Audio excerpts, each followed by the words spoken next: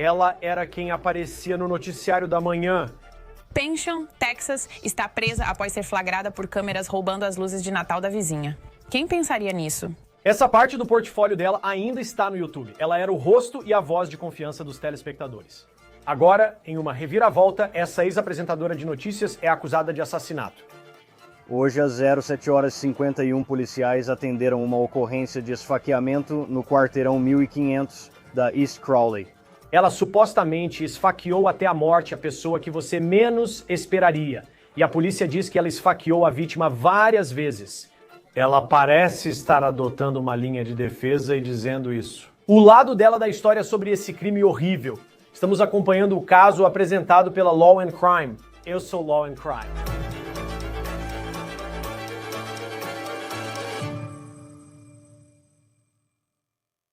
Vamos analisar essa história. Âncoras de telejornais matinais sempre passam uma imagem perfeita, não é?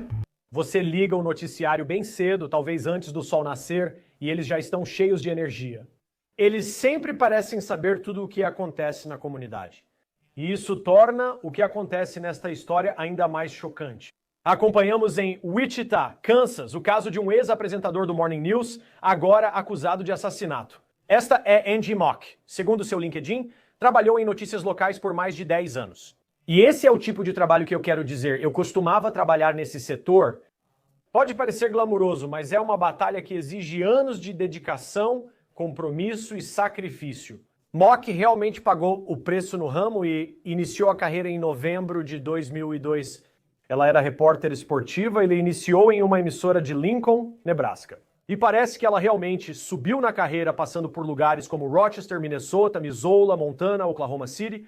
Então ela chegou ao maior lugar onde trabalhou, St. Louis. Ela foi âncora matinal nessa cidade de março de 2011 a fevereiro de 2015. Em 2015 ela deixou o ramo e mudou para vendas de software. Agora, ao longo do caminho, ela realmente parecia ter muito apoio da família, especialmente da mãe. Uma mulher chamada Anita Avers trabalhou como terapeuta clínica e familiar em Wichita. A biografia informa que ela trata adultos com depressão, ansiedade, transtornos do espectro, traumas, transtornos de humor e questões de relacionamento, incluindo conflitos familiares, infidelidade e divórcio. Então, ela era uma mulher que realmente lidava com muitas questões muito sérias relacionadas à saúde mental. No fim, ela parecia uma mãe orgulhosa da filha. A foto de perfil dela agora é da filha, Angie Mock, que aparentemente está ao vivo no campo fazendo uma reportagem. Aqui está uma foto das duas juntas postada em 2019. Agora, uma terapeuta familiar, âncora do Morning News, mãe e filha. Esses detalhes só tornam o que aconteceu em 31 de outubro, segundo a polícia de Wichita, ainda mais difícil de compreender. Esta manhã, às 07h51, os policiais responderam a uma chamada de esfaqueamento no quarteirão 1500 da East Crowley. Quando os policiais chegaram ao local, eles foram recebidos na rua por uma mulher branca de 48 anos que havia sofrido alguns cortes na mão. Os policiais entraram na residência e encontraram uma idosa de 81 anos sofrendo de múltiplos ferimentos de faca. Ambas foram levadas para hospitais locais. Segundo a polícia, Angie Mock, ex-alegre âncora do Morning News, matou a mãe a facadas. Aqui está o que sabemos sobre como era a cena. Uma vizinha contou à emissora local KAKE que Mock supostamente correu até ela e seu namorado. Foi isso que ela disse. Essa vizinha disse, abre aspas, havia uma mulher que se aproximou do nosso veículo com sangue, como se suas mãos estivessem cheias. Ela, coberta de sangue, pediu que ligassem para o 911. Imagine o quão assustador seria se você estivesse dirigindo e essa pessoa se aproximasse. O vizinho contou que Mock pegou o celular deles, correu para casa e ligou para o 911. Ela disse que Mock estava assustada. Agora veja a mãe de Mock a abraçando nesta foto. Anita Avers, de 81 anos, foi levada ao hospital como vítima. Ela faleceu devido a múltiplos ferimentos de faca, supostamente causados por sua própria filha. Agora, aqui está a foto de Mock na delegacia. O nome dela é Angeline, tem 47 anos e foi presa acusada de homicídio em primeiro grau. Agora temos a gravação do despacho do 911 quando Mock pediu ajuda. Obtivemos alguma informação e perspectiva sobre o lado da história de Mock. Ouça.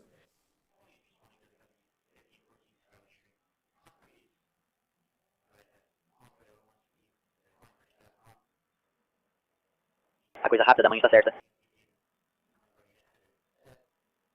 A mãe para se salvar. Mãe, mulher branca de 1,75 metros e porte robusto enfrenta uma rival. Quer atacar o canal? Este é o bate-papo da Central e essa é a parte principal que você está ouvindo. O operador diz que a pessoa que ligou para o 190, que é Angie Mock, disse algo como precisar supostamente esfaquear a mãe para se salvar. Então isso poderia significar que ela está alegando que foi um caso de legítima defesa? Tanto Mock quanto a mãe dela foram levadas para o hospital, segundo a polícia. Mock tinha cortes nas mãos. Não está claro se esses cortes são ferimentos defensivos. Também não está claro se Mock e a mãe dela estavam lidando com algum problema de saúde mental ou se as duas já tinham tido algum problema entre si antes. Não encontramos nenhum histórico criminal anterior de Mock. O histórico dela até então parecia relativamente limpo. Mas Mock agora está sendo mantida sob fiança de $1 milhão na cadeia do condado no Kansas. Agora o caso está na justiça criminal. Muitas pessoas que assistem Mock na televisão, como era de se esperar, estão chocadas com a notícia. Agora, a grande questão é se Mock matou a mãe dela com premeditação, o que define homicídio em primeiro grau no Kansas. Ou será que isso foi realmente um ato de legítima defesa? Segundo os operadores de emergência, Mock precisou agir assim para se salvar. Agora, falando sobre isso, está o aposentado do Departamento de Polícia de Nova York, Detetive David Sarney. É sempre bom tê-lo no Law and Crime, especialmente ao analisar essas histórias. Como policial, ao responder a isso, você recebe muita informação de imediato. Vamos falar sobre quando você recebe essa ligação. Você sabia de algum esfaqueamento? Quero dizer, o que está acontecendo no carro enquanto você chega ao local e o que acontece em seguida? Bem, obrigado por me receber. O que acontece é o seguinte, o 911 é chamado. O atendente do 911, então, repassa para o despachante. O centro de chamadas 911 liga para o despacho. O despacho, então, envia a ocorrência pelo rádio para os policiais que estão indo para o local. Se houver novidades, vão pedir mais informações. Armas no local. Espero que o operador do 911 tenha repassado essas informações ao despacho para que os policiais cheguem. E é uma cena ativa agora, pois a ligação, que parecia de uma vítima, depois é revelada como sendo do autor do crime. Então você vai ter que garantir que vai obter as informações imediatamente da única pessoa que realmente observou tudo. Também há 901 pessoas presenciaram o incidente inicial. Você vai separá-los o melhor que puder e prestar socorro à vítima o mais rápido possível. Nesse momento, e a outra vítima que você descobriu vai estar no quarto. Então todo mundo vai, basicamente, chamar o serviço de atendimento móvel de urgência o mais rápido possível. E se você puder prestar socorro imediato ou algum tipo de ajuda, você vai fazer isso. E eu sei que, nesse caso, desculpe, a mãe de Angie Mock, a vítima dessa história, ela foi levada às pressas para o hospital. Ela tinha sido esfaqueada várias vezes. Ela foi levada para o hospital. Infelizmente, ela perde a vida. Do ponto de vista investigativo, eu não sei se existe uma maneira certa de fazer essa pergunta. Mas o fato de que eles tiveram que movê-la de onde ela estava na cama. O pessoal do resgate tentou levá-la para o hospital. Isso é um desafio para a investigação, onde você não conseguirá ver em que posição ela estava, além do que foi relatado de que ela foi deixada na cama. Certo? É aí que as entrevistas entram. Ao investigar, você entrevista muitas pessoas. Uma delas será os policiais na cena, os primeiros a chegar. O que eles viram? Onde a mãe estava na cama? Ela estava deitada como se dormisse ou apenas deitada? Como assim ela caiu na cama? Se os policiais usam câmeras corporais, isso também ajuda. Isso é algo que a gente sempre utiliza muito, sabe? Qualquer gravação que eles tenham, especialmente porque essa é uma cena ativa, ao vivo. Usamos imagens de câmeras corporais quando disponíveis. Mais um ponto positivo. Em cada etapa da investigação, isso será visível. Muita coisa está acontecendo agora. Então você tem o que tem. Você tem 2 pessoas feridas. E o que vai acontecer no que diz respeito às investigações é como elas se feriram. E é isso que os detetives vão descobrir. E agora, como elas se feriram? Quem fez isso? Onde está a arma? Por quê? Bem, vamos falar um pouco sobre Angie Mock, essa suspeita, porque parece que ela vai usar o argumento de legítima defesa, mas ela também está enfrentando uma acusação de homicídio em primeiro grau que, no Kansas, seria premeditação. Que tipo de evidência as autoridades podem ter para, em poucos dias, dizer que é com isso que ela será acusada? Isso vai ser baseado nas declarações feitas pela ré, nesse momento, antes de ser presa. Assim que você falou com o operador, tudo isso, todas essas peças, vão se encaixar nesse quebra-cabeça. Por isso, os policiais podem prender. Nós prendemos com causa provável. E o promotor, então, decide, determina um fato, se essas acusações serão reduzidas ou agravadas. Agora, eles mudaram para homicídio doloso, presumindo premeditação. Claro, agora você tem que entender que a relação entre mãe e filha era assim. A mãe e a filha moravam juntas. Essas são coisas que surgem, outra parte disso. Então, cada parte disso vai se encaixando. Impressiona que elas já cometem um assassinato no início. Geralmente há algo que espero. Podem surgir novas acusações ou a acusação de homicídio doloso pode ser reduzida para culposo ou de segundo grau. Isso só sairá depois. Eles mantêm a acusação mais grave por enquanto e ainda não mudaram. Eles acreditam que têm provas suficientes para processar isso, além de qualquer dúvida razoável. Ela faz essa declaração como um argumento de legítima defesa. Algo como, tive que fazer isso para me salvar. E eu não sei se há algum problema de saúde mental acontecendo, não tenho certeza. Como você determina isso se só 2 pessoas sabem o ocorrido e uma morreu? Como vocês sabem, como investigadores desse caso, se isso foi legítima defesa ou não? Como investigadores, buscamos entender os motivos, e as pessoas envolvidas apresentam o chamado estado mental culposo. Foi intencional ou acidental? Não parece ser. Foi imprudente? Foi feito conscientemente? Esses fatores entram em jogo, mas, no caso de homicídio doloso, é intencional. Buscamos evidências para comprovar a intenção do indivíduo, o que costuma ser o mais difícil de provar. Por isso que eles vão fazer de novo uma investigação aprofundada sobre o réu neste momento, através das redes sociais, qualquer registro de incidentes domésticos que ele tenha tido no passado. Conversar com vizinhos, conversar com amigos, para ver se havia algum tipo de desavença entre eles naquele relacionamento. Porque a legítima defesa é o que o promotor vai ter que lidar, se esse for o caso. E agora, o advogado de defesa vai ter que apresentar algumas evidências para mostrar que houve legítima defesa.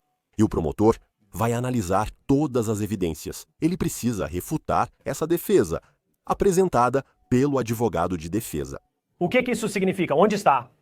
A polícia afirma que Angie Mock, suspeita, tinha cortes nas mãos e precisou ser levada ao hospital. O que isso indica?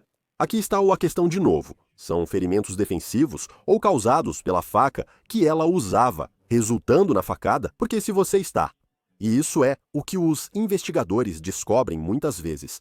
Se há 2 pessoas feridas, especialmente quando se trata de um esfaqueamento, pode haver ferimentos defensivos e pode haver ferimentos porque a pessoa estava usando a faca. Pelas facadas graves, você pode ter ferido as mãos, e é isso que vão analisar. Provavelmente tiram fotos das mãos. Conversaram com ela, agora observe a vítima neste caso. Ela apresenta ferimentos de defesa? Ela tem ferimentos de defesa nos braços ou mãos? Então você sabe se os ferimentos estão nas mãos do réu? Isso leva, novamente, sem certezas absolutas. Isso leva ao fato de que ela foi quem fez a primeira facada. Então, qual é a evidência que mostra que a vítima tentou causar ferimentos ao réu? E é isso que eles vão procurar. É isso que o advogado de defesa vai procurar. Por isso, nesse caso, você quer ter certeza de que tudo está em ordem. Você fotografou a cena do crime, entrevistou todas as partes possíveis e busca informações de histórico. Isso não acontece do nada. Geralmente ocorre às 8 da manhã. Era uma rotina? Eles se encontravam nesse horário? Ou foi isso? Eu vou até a casa e esfaqueio minha mãe? É o que teremos que descobrir conforme a investigação prossegue. Bem, e outra coisa é que, de novo, há muita coisa que não sabemos. Vamos ver como o caso evolui. Mas ela supostamente esfaqueou a mãe dela várias vezes. Isso prejudica o argumento de legítima defesa de alguém se houver várias facadas que a pessoa poderia ter parado, mas não pararam? Se isso é realmente o que alegam. Quando você vê esse tipo de incidente e vê incidentes domésticos, pode haver uma facada, uma única facada ou várias, e é isso que acontece. Precisamos determinar o fato. Houve ferimentos que a ré sofreu que poderiam ser considerados como uma forma de se defender? Onde estava essa faca?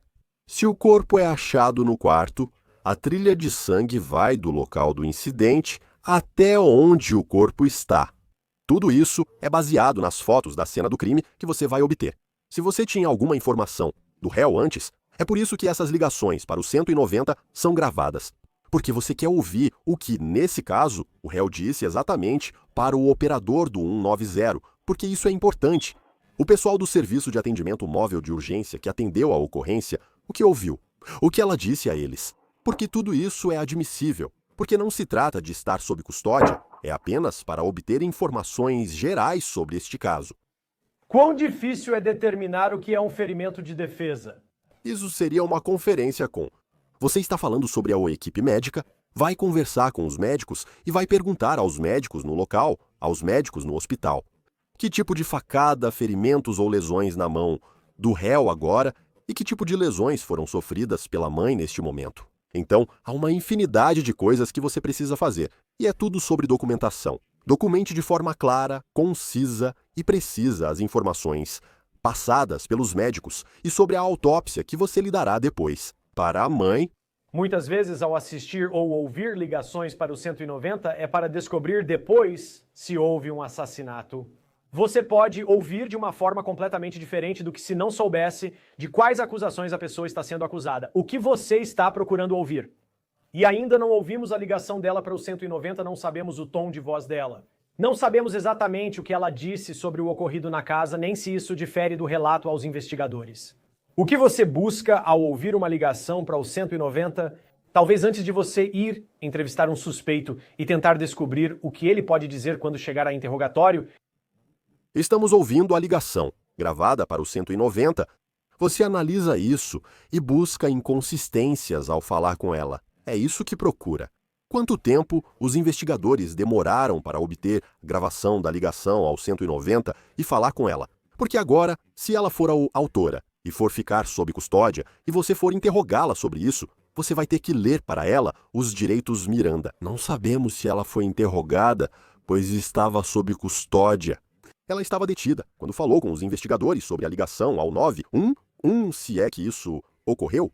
Mas se você tiver a oportunidade de falar com alguém antes disso, você quer ver as inconsistências no que a pessoa disse no momento em que fez a ligação, quando elas têm a oportunidade de falar com um investigador e então descobrir se o que estão dizendo é preciso. E é isso. Você não está procurando. Você não vai conseguir encontrar sempre que as pessoas estão mentindo, mas você está procurando inconsistências nas histórias delas. E é aí que você refuta com evidências e fatos.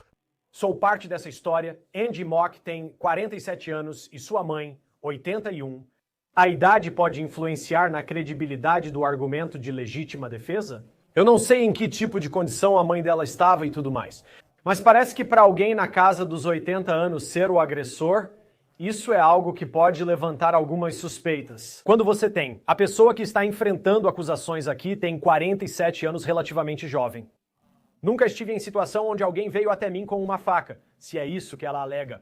Mas como exatamente você leva em conta algumas das dinâmicas de idade que estão em jogo nessa história? Você observa a idade, força e porte físico da vítima, neste caso, a mãe. Isso remete às entrevistas com quem a conhece. Ela tem um marido que sabe, talvez ele tenha mais informações sobre algum histórico entre a situação mãe e filha.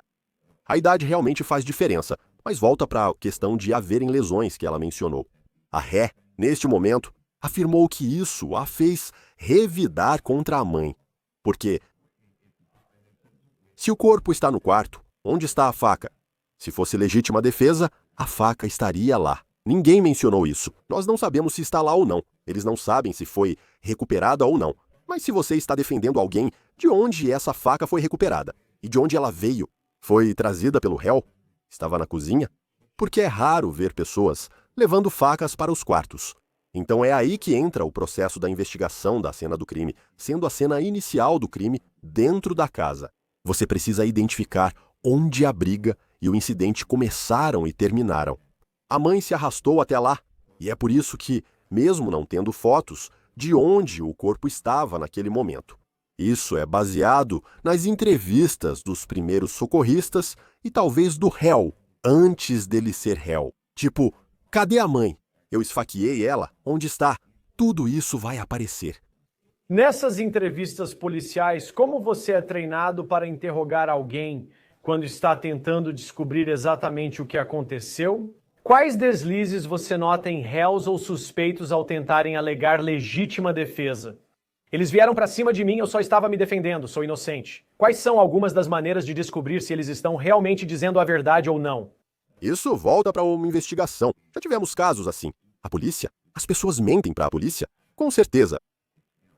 Nós só encontramos essas pessoas por algumas horas, talvez alguns dias. Então, realmente não conhecemos o histórico delas. E o que elas estão te dizendo é a verdade. Então você descobre com os fatos. E é por isso que a pergunta específica existe.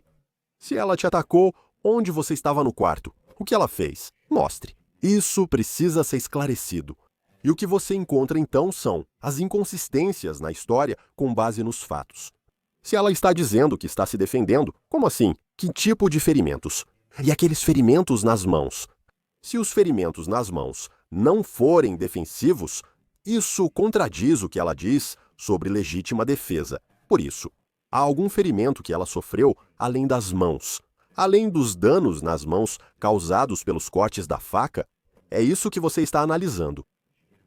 Se ela a atingiu com algo perigoso, como um controle remoto ou abajur, onde está? Onde foi isso? Agora, com o que você tem, há muita especulação. Pela foto da ficha policial, não há muitos ferimentos no rosto dela. Não sei quais outros ferimentos ela tem, pois pode dizer que a mãe a machucou. Por isso, se defendeu com a faca. Que tipo de autodefesa você tinha? Poderia ter saído do quarto ou ido embora. Quero dizer, quão rápido uma mulher de 80 anos poderia avançar contra você com uma faca se essa for a história dela? Mas é por isso que você rebate essas afirmações com fatos. E se elas forem apoiadas por fatos, são apoiadas por fatos. As pessoas matam outras baseado em legítima defesa? Isso ocorre, mas as circunstâncias e fatos presentes determinam se é legítima defesa. Vamos ver como essa história se desenrola. Obviamente é muito triste. Se você olhar a carreira dela na televisão, parecia que era uma âncora muito competente. E pensar que agora estou sendo acusada de assassinar minha própria mãe. História incrível, detetive aposentado do Departamento de Polícia de Nova York, David Sarney. Prazer tê-lo no Law and Crime. Obrigado por estar aqui. Muito obrigado e se cuide. Isso é tudo para o On The Case, do Law and Crime. Inscreva-se no YouTube e Spotify. Eu sou Chris Stewart. Nos vemos na próxima vez.